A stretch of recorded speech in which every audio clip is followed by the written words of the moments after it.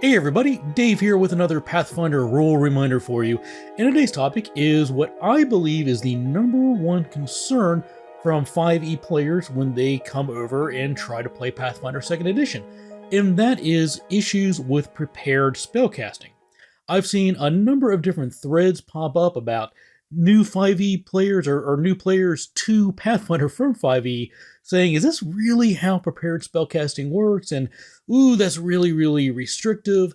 And I have several Pathfinder players in my own game who primarily play 5e, and they too have expressed the same concern. So really what this gets to is for prepared spellcasters, at the beginning of every morning during their daily preparations, they assign a specific spell of a specific level to a specific spell slot. So they prepare in the morning exactly how they're going to use their spells throughout the day. And there are a couple of different of tweaks that do allow some flexibility, but largely the way the system works is if you want to cast a third level version of Magic Missile, then at the beginning of the day you have to declare that this spell slot of third level will be used for Magic Missile and nothing else. And that's very true to sort of old school Dungeons and Dragons, like old school AD&D with Vancian spellcasting. This is very similar to that. In fact, Pathfinder 2nd Edition is actually more lenient than true old school Vancian spellcasting, but it is not as lenient as what 5th Edition spellcasting has become. And so that's a little bit of a disconnect for a lot of players coming to Pathfinder from 5e.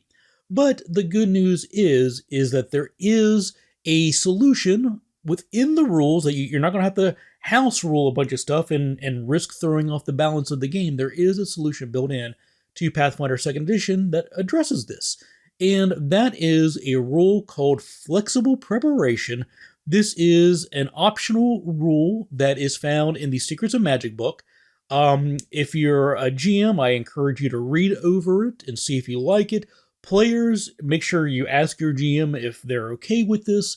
But essentially what this does is Flexible Preparation allows prepared spellcasters, like our wizards and our clerics, in order to have greater flexibility with their spells. Essentially the way it works is in the morning, a prepared spellcaster creates a collection of spells. So they don't assign a specific spell of a specific level to a specific spell slot. Instead, they say, I've got 12 spell slots, and that means I can go through my spell book and I can make a collection every day of 12 spells. And then throughout the day, I can kind of cast spontaneously. I can decide on the moment which spell I want to cast with which spell slot and of which level, and can freely heighten any of those spells, similar to signature spells with a spontaneous caster. So that's giving them a whole lot of flexibility. They're no longer locked into the specific spell assigned to the specific spell slot. Instead, they have a collection that has a number of spells in it equal to their number of spell slots. And as long as they adhere to the spells that they selected for their collection that day, they can do whatever they want. Now, of course, this doesn't come without some drawbacks. The first is that Flexible Preparation is a class archetype. So that means you have to declare that you want to be a flexible spellcaster, a flexible preparation spellcaster, when you create your character at first level. And that also means that at second level, you have to spend your class feat on the Flexible Preparation dedication, just like with pretty much any other class archetype. See my other videos on archetypes and dedications if you want to get more information about how that works. But basically, you're going to have to sacrifice one of your feats in order to take part in Flexible Preparation.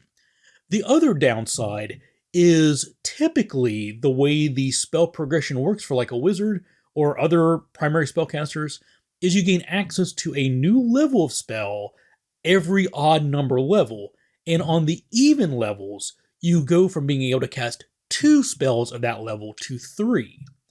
Well, if you take part in flexible preparation, you're capped at only 2 spells per level.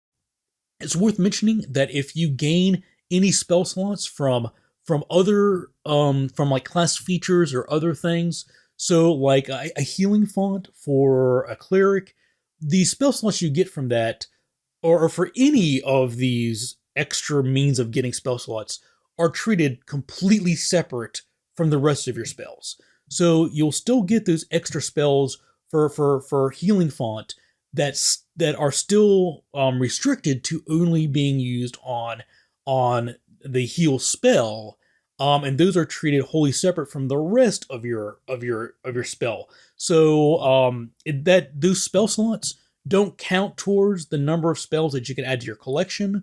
And just because you have heal font with the heal spell associated with it, that doesn't mean that heal is automatically part of your collection. You would still have to sacrifice one spot in your collection on the heal spell.